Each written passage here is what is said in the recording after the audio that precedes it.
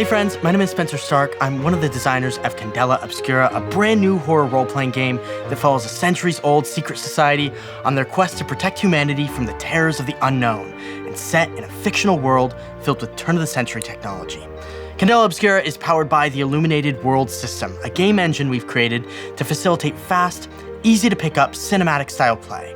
I'm not going to cover all the rules here, so make sure you go download the quick start guide if you want more details, but by the end of this video, you should have enough to follow along with the show. To play, you'll only need 6-sided dice, or D6s. The game uses a dice pool system, which means you'll be rolling a number of these dice and usually taking the highest result.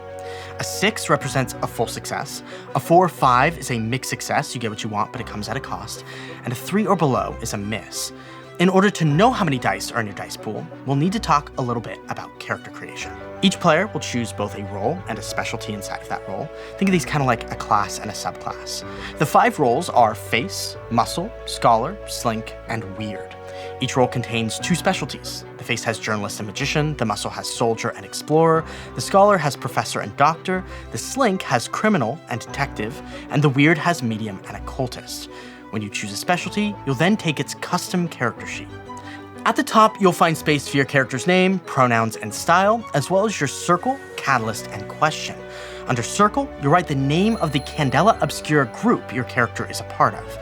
The catalyst is the moment in your character's life that led them to search out the secret society, and the question is what your character is seeking answers to now that they're within the society.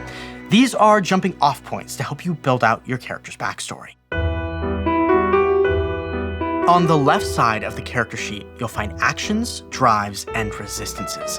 These are the core of the Illuminated Worlds system.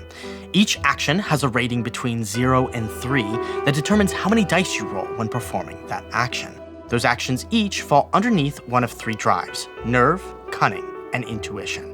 Nerve includes physical maneuvers like move, strike, and control. Cunning pertains to your interactions with people like sway, read, and hide. And intuition is your mental and metaphysical aptitude like survey, focus, and sense. Whenever you make a roll, you may also spend points from the drive that action falls under to add additional dice to your roll. For example, if you're trying to convince someone to let you into a place you don't belong, the GM may ask you for a sway roll. You would take a number of dice equal to the action rating you have in sway, which in this case would be 1, and then you could also spend any of your cunning to add additional dice. I have 6 available. I'm going to spend 2 to get a total of 3 dice in my pool. Drive points are a liquid currency, so once they're spent, they must be refreshed before they can be used again. Under normal circumstances, there is only one way to refresh drives during an assignment, and this is done through gilded actions, represented by a diamond on the left side of that action. Anytime you make a roll using that action, you'll replace one of the standard dice with a gilded die instead. If you choose to take the gilded die's result, you refresh 1 point in the drive that encompasses that action. For example, my sway is gilded, so if I took the gilded result on the roll, I would refresh 1 cunning. Sometimes this might mean you choose to take a lower dice result in an effort to earn back your drive. If you have 0 points in an action, you can still roll that action. You can either spend drive points to roll that many dice, or if you don't want to spend drive, you roll 2 dice and you take the lower result. Lastly, we have resistances.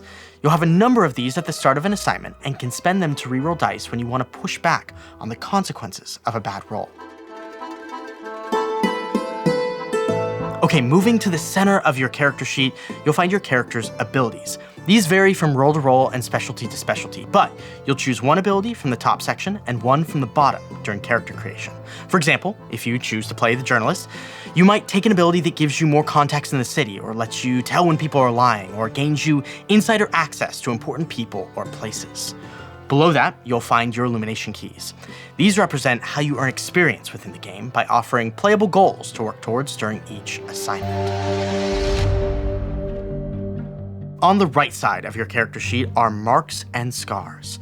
Marks are how you take damage. There are 3 types of marks: body, brain, and bleed. Body represents physical injury, brain represents mental stress and fatigue, and bleed represents damage taken from dangerous magic. Each of these categories has 3 available slots, and if you're ever inflicted with a mark but cannot take it because the slots are already full, you'll drop incapacitated in the scene, clear the marks to 0 in that section, and take a scar.